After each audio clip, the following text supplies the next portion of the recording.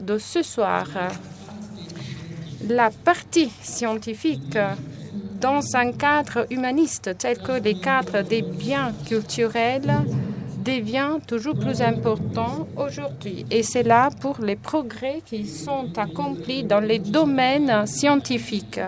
Je crois que, évidemment, l'analyse scientifique ne pourra jamais remplacer totalement les jugements dans critique de l'art, mais disons que la partie scientifique quand même peut devenir un instrument dans les mains des experts de l'art. Parce que, évidemment, à travers l'utilisation des sciences, des techniques, il y a des détails qui peuvent être mis en évidence et qu'on ne peut pas percevoir sans l'utilisation de ces instruments. Et donc, grâce aux sciences, il y a eu des progrès énormes.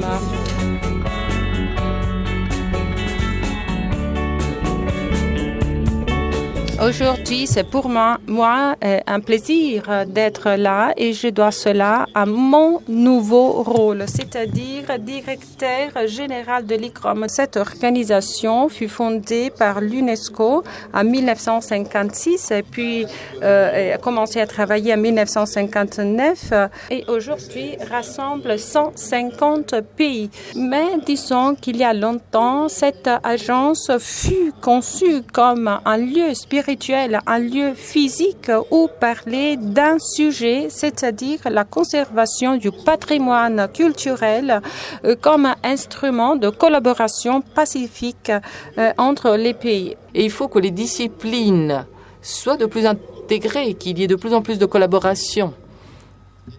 Alors, ce que nous essayons d'enseigner à l'ICROM, c'est cela. En tenant compte du fait qu'il y a beaucoup de pays qui n'ont pas les moyens pour aborder cette panoplie de disciplines. Et c'est donc aux pays qui possèdent ces technologies de développer des technologies plus démocratiques et plus pacifiques possibles.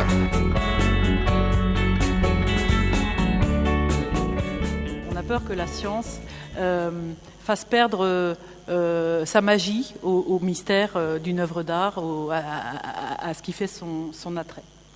Donc ici, L'homme blessé de Courbet, donc c'est un autoportrait dont la réalisation a été échelonnée sur 10 années.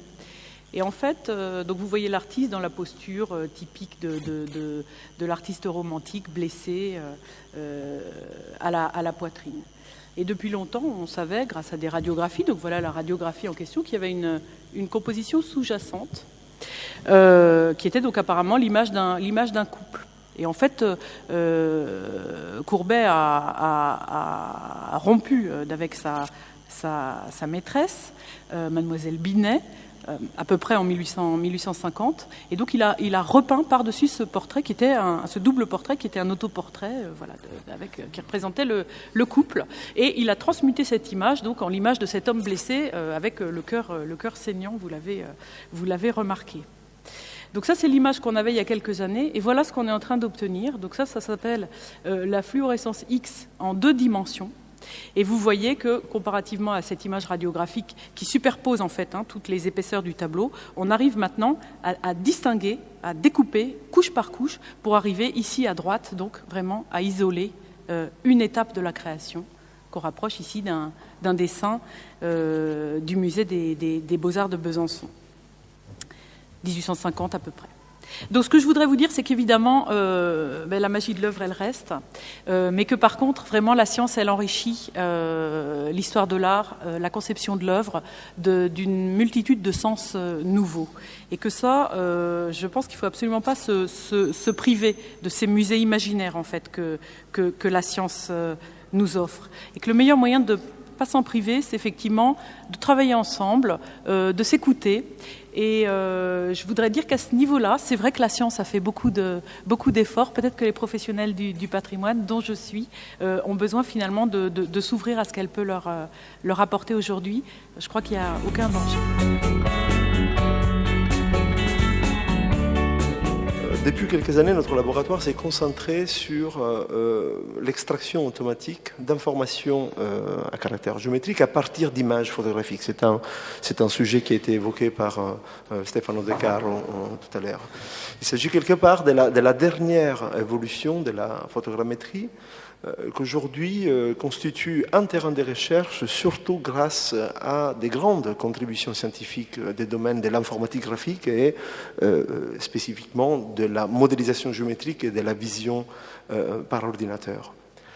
Et en regardant ces images qui sont relatives à la modélisation 3D du château Comtal à Carcassonne et en se focalisant également sur l'étroite relation qu'il est possible d'établir entre la description géométrique d'un objet et la restitution de son apparence visuelle, il est facile de comprendre quelque part pourquoi une grande communauté aujourd'hui s'intéresse à la modélisation à partir d'images. C'est parce que, et ça a été dit, l'avancée scientifique dans ces domaines permettra demain à tous ceux qui s'intéressent au patrimoine et à la photographie également, d'apprendre à élaborer des représentations tridimensionnelles très sophistiquées en se servant d'un simple appareil photo.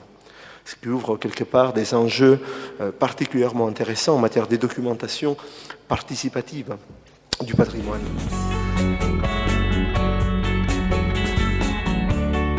On m'a demandé de montrer des exemples de l'application de l'optique à l'art. Et donc, j'ai aussi cherché à contextualiser cela dans le cadre d'un centre de recherche européen. Et donc, dans c'est un centre européen, et donc le CNR fait partie de ces centres. Donc, j'ai donc décidé de vous montrer des exemples qui sont liés à l'activité de ces centres. En effet, dans ces centres, on mène des activités interdisciplinaires, donc des activités transversales, activités qui sont menées en parallèle par des historiens de l'art, des experts, des scientifiques, etc. Il y a 14 ans, nous avons créé un laboratoire d'optique dans cet immeuble qui se trouve à Florence. C'est une structure tout à fait spéciale qui nous permet de développer des techniques en liaison avec les experts et les personnes qui travaillent dans cette usine à Florence. En 2011, nous avons utilisé les multispectres et vous pouvez voir la différence en termes de visibilité. Puis là, un tableau de Caravaggio, et dans ces tableaux, on a découvert qu'il y avait une fenêtre avec un paysage. Mais puis, ces paysages étaient devenus noirs. Donc, évidemment, et donc, nous avons pu découvrir les dessins préparatoires.